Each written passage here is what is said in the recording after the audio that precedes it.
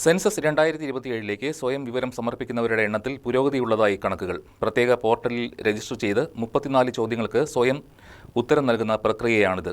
ഉദ്യോഗസ്ഥർ എത്തുമ്പോൾ രജിസ്ട്രേഷനെ തുടർന്ന് ലഭിക്കുന്ന SCID കൈമാറുകയാണ് ചെയ്യേണ്ടത്. ഈ പ്രക്രിയ സെൻസസ് നടപടികളുടെ വേഗതയെ വർദ്ധിപ്പിക്കുന്നതിന് സഹായകരമാകും.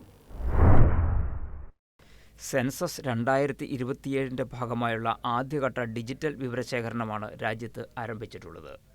ഡിജിറ്റൽ വിവരശേഖരണത്തിൽ വൻ ജനപങ്കാളിത്തം ഉള്ളതായിട്ടാണ് ജില്ലാ ഭരണകൂടം വ്യക്തമാക്കുന്നത്.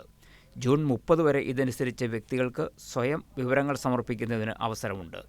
sc.census.gov.in എന്ന പോർട്ടലിലൂടെയാണ് വിവരങ്ങൾ സമർപ്പിക്കേണ്ടത്. സ്വന്തം മൊബൈൽ നമ്പർ ഉപയോഗിച്ചാണ് ലോഗിൻ ചെയ്യേണ്ടത്.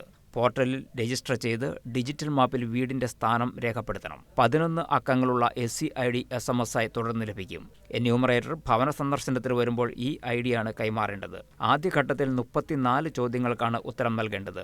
കുടുംബാംഗങ്ങളുടെ എണ്ണം, വീടിൻ്റെ നിർമ്മാണ സാമഗ്രികൾ, മുറികളുടെ എണ്ണം തുടങ്ങിയവയെല്ലാം ചോദ്യാവലിയുടെ ഭാഗമായി ഉണ്ട്. കുടിവെള്ളം, വൈദ്യുതി, ശൗചാലയം, പാചകവാതക കണക്ഷൻ തുടങ്ങിയ ചോദ്യങ്ങളും ഉണ്ട്. ഇലക്ട്രോണിക് ഉപകരണങ്ങൾ, വാഹനങ്ങൾ, മൊബൈൽ നമ്പർ, കുടുംബം ഉപയോഗിക്കുന്ന പ്രധാന ധാന്യം എന്നിവയും ചോദ്യാവലിയുടെ ഭാഗമാണ്. ആൾതാമസമില്ലാത്ത വീടുകൾ അത്തരത്തിൽ രേഖപ്പെടുത്തും. ജൂലൈ 1 മുതലാണ് സെൻസസിന് ചുമതലപ്പെട്ട ഉദ്യോഗസ്ഥർ വീടുകളിൽ എത്തുന്നത്.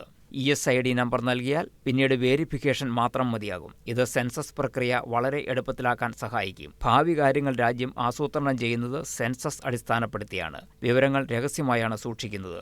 2027 ഫെബ്രുവരിയിലായിരിക്കും രണ്ടാം ഘട്ട വിവരശേഖരണം ആരംഭിക്കുന്നത്. News desk KCV news.